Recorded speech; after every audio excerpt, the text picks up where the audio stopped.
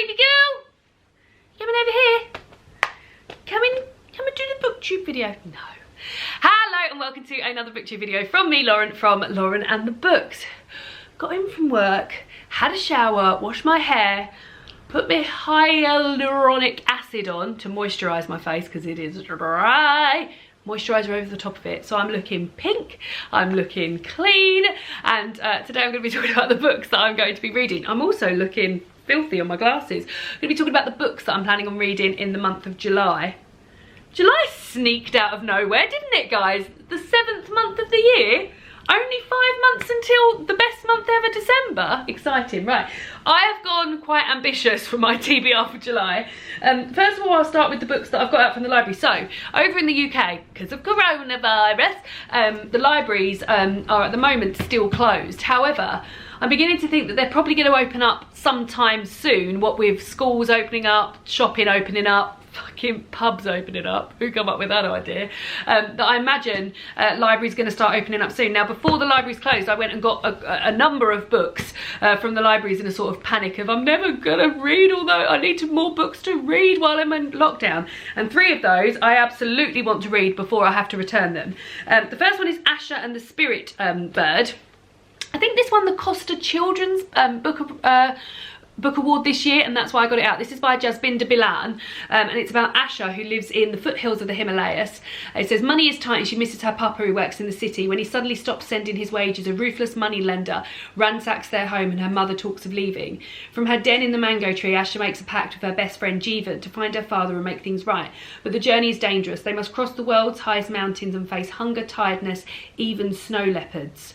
So yeah, it says try it. I love it when they do that. You know, when they say try it, read page 22. Well, let's read the first line that's on page 22 and see if it gets us in. My hand is shaking. I can't finish reading. So this is what Ma's been planning. How can she even consider leaving Papa behind when he's working to keep us all alive?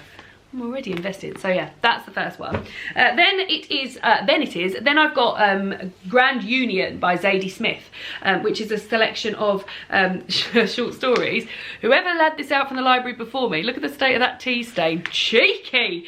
I love Zadie Smith's writing. I feel like it's some of the first sort of like big girl books I read when I was younger, and really love all of her books. I remember buying On Beauty. Well, I remember my nan buying me On Beauty and being very excited about it.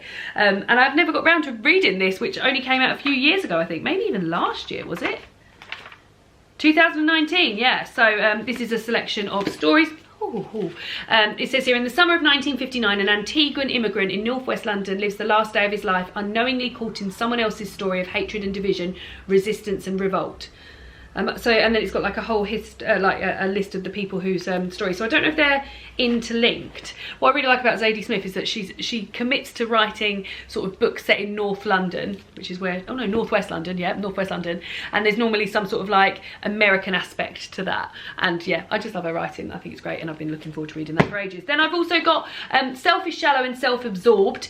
This is 16 writers on the decision not to have kids, and it's edited by Megan Down. Now, I got this out from the library before. It's a book about not having kids. David and I don't want kids. This is something that we've been quite sure on for many years. And somebody recommended this essay collection for me, and I got it out from another library in actual paperback, but I never got to read it in time because I had to give it back because somebody else had a reservation on it. And then I got it out again from the library, and then lockdown happened. I can't let this out of my hands again without reading it. It's really like I'm really looking forward to reading essays about people and their decisions not to have kids and what their reasonings are. I just feel like it's something you don't normally hear about, and I've been meaning to read it for a really long time. So those are the 3 library books. If we talk about book club books, actually let's talk about one book club book that's not here. So my online book club that I run with my friends, we are going to be reading The Black Flamingo by Dean Atta. I will insert it here. I bought that book from an independent bookshop, but I think everybody else is so keen to get their mitts on it, which is wonderful news. I haven't got my copy yet, so I'll be getting that soon. This is a book that's written in verse, which is very exciting. It's a YA book. It's about a young boy and about his journey through drag, which I'm really excited about. Love drag. Yeah, it's got some racial aspects in there and things like that. Really, I've heard wonderful things about it. I think Lauren gave it 5 stars and said it's one of her favourite books of the year. Yes! Then I've got another book which is written in verse for another book club. That's Clap When You Land by Elizabeth Acevedo.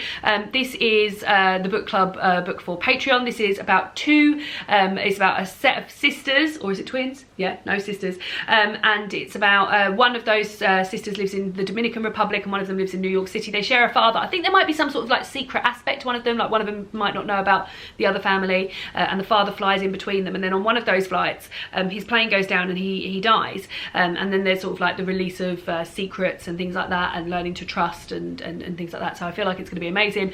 I love The Poet X by Elizabeth Acevedo. That's also written in verse. I feel like I'm gonna bloody love this. Really, really excited about it. Then I've got this, which actually the Poet X, I've heard about this book from Lena Norms. This is Doom Rolled in Glitter by Lena Norms, who has a booktube channel. You'll all know her. This is her poetry zine. She wrote 20 poems that about her 20s, and I bought it. I've even got my name in it, I think. Yeah, she gave everyone, all the Patreons, a little name, and mine quite happily falls here. Lauren in the Books. Look, right there. There we go. And I have not read this yet, and I will read it soon. I will read it this month, in fact. Actually, while I was talking about Clap When You Land, I've got another book that's a bit similar to that, which feels like a sort of like adult version of Clap When You Land in terms of like the sisters and family, and that's Silver Sparrow by T.R.E. Jones. This is the story of a man's deception, a family's complicity, and the two teenage girls caught in the middle. James Witherspoon has two families, one public and the other closely guarded secret. But when his daughters meet and form a friendship, there is only one of them knows the truth. Theirs is a relationship destined to explode. So yeah, I mean, it sounds really similar, doesn't it? So I love books about sisters. I'm very, very excited about this, and I loved An American Marriage. I thought it was amazing, so I've got very, very high hopes about this as well. I just bought so many new books recently. I think that's why my TBR is quite ambitious, because of all the books I've bought. I've just been really, really keen to read them. Another new one I've bought is Me and White Supremacy, which by Layla F. Sayed. Now this is a non-fiction book about white supremacy, and it's a sort of like activity book, which makes it sound very light-hearted, which I'm sure it's not going to be. And this is about recognising your privilege, combating racism and changing the world. And you have like sections in this. I really feel like this is an amazing way to deal with, to sort of like address your white privilege, and it splits it into like weeks and days and things like that, and how you can think about things. And it has like at the end of each bit it's got like reflective bits, so in what ways do you hold white privilege, study the list from Peggy McIntosh and reflect on your own daily life, make a list of different ways you hold white privilege in your personal life. I just feel like it's going to be super valuable. Although I'm saying that I'm going to read this in July, I think there's a lot of work to be done, and I think it's split into weeks, so I think I will start with this at some point. No, I think it's split into 30 days, yeah, because it's from the Instagram challenge, hashtag Me and White Supremacy. So I will start this at some point in July and then probably finish it off in August. But yeah, can't wait to get going with that. I think it's really, really impressive. Then I've got another selection of short stories by one of my favourite authors of all times, and that is The Thing Around Your Neck by Chimamanda Ngozi Adichie. Oh, look at this lovely bookmark that Joss made me. How lovely. I bought this from Armchair Books in Edinburgh. Early on in my booktube life, I met Jean from Jean's Bookish Thoughts and Brittany from Under the Radar Books. We had a lovely day there, just looking at looking for some bookshops and things like that, and I bought this. Now Chimamanda Ngozi Adichie has written Americana, which is one of my favourite ever books, and this is a selection of short stories from her. I've just realised it's the first edition as well, and it's it was £8, worth every bloody penny. Oh, when this came out, she hadn't even written Americana. So yeah, there's lots of short stories in here. It says here, 12 dazzling stories in which she turns her penetrating eye on the ties that bind men and women, parents and children, Nigeria and the West. So yeah, I'm looking forward to revisiting that, because I've read it, but I can't remember anything about any of the stories, so I'd like to sort of really submerge myself in them. Then I mentioned in my book haul not last time, then I've got the first book in a series, which is Bluebird, Bluebird by Attica Locke. Now I hold Heaven my home because I'd seen it mentioned and I didn't realise it was the second in the series until it arrived. This is a crime series, the first book in a crime series, where you follow Darren Matthews, who is a black Texas Ranger working the backward towns of Highway 59. So it's a sort of thing where it's a crime series where there's a thread that runs throughout, but each book is about a different case. And yeah, I'm really looking forward to it. I do love a crime series. particularly that sort of like, I mean, I know that's the case for a lot of crime series where there's like an overarching storyline and then each one's got an individual case. But Jen and I are gonna buddy read this starting this week, so I'm looking forward to that.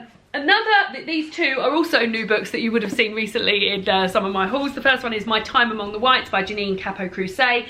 This is Notes from an Unfinished Education. This is essays about what it's like to feel like a stranger in the country that you're born. Janine is born, her parents are Cuban immigrants. And there's definitely stuff in there about Disneyland, which when I heard Mercedes talk about this, and actually the second one as well, both Mercedes recommendations, I was like, oh, I definitely want to read that. So that's that one. And then I've got another set of essays which is by Brittany Cooper. This is called Eloquent Rage, a black feminist discovers her superpower. This book feels bloody fantastic. And this is about how black women's anger has been caricatured into an ugly and destructive force that threatens the civility and social fabric of that American democracy. And then Cooper's talking about how you can use that anger to your advantage, or like, and the women in here she gives examples of are just fantastic women like Serena Williams, Michelle Obama, Audre Lorde, Beyonce, and yeah, I can't wait to read some like black feminism with really up-to-date references, particularly like Beyonce and Serena Williams, who are women that I women that I really respect. So yeah, looking forward to that. Can't wait to read that. And then I've got one which is a book that I read a few years ago and I loved, and I've been meaning to revisit it ever since. And actually I listened to an episode of the Gowdam podcast, Growing Up with Gowdam, which is a podcast about black women growing up in the UK. Well, so far it's been in the UK, so it's sort of like your stories of these black women, and they've had different guests on talking about their coming of age and reading out passages from their diaries and things like that.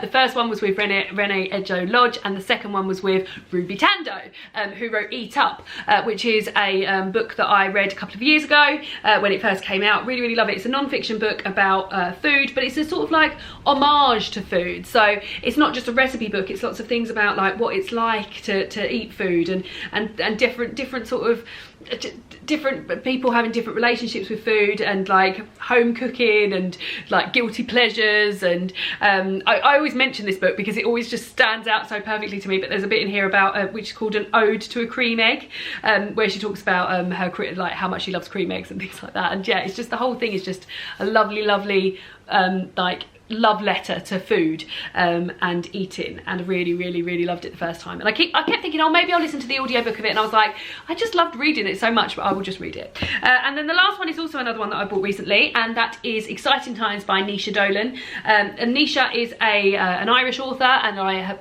bought this book when I first heard about it, and it's just been sat on my shelf not doing anything.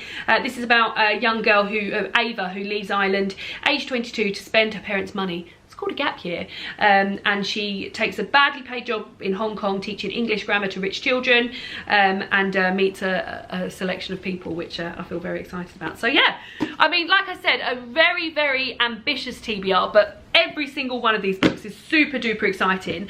I think I'll start with the library books just so I can get them done and dusted. If you are, have your library started opening where you are? Is that something that's been happening elsewhere? Cannot wait to read these. Let me know if you've read any of these before. Let me know what you're planning on reading in the month of July, and I'll see you again soon for another BookTube video. Goodbye!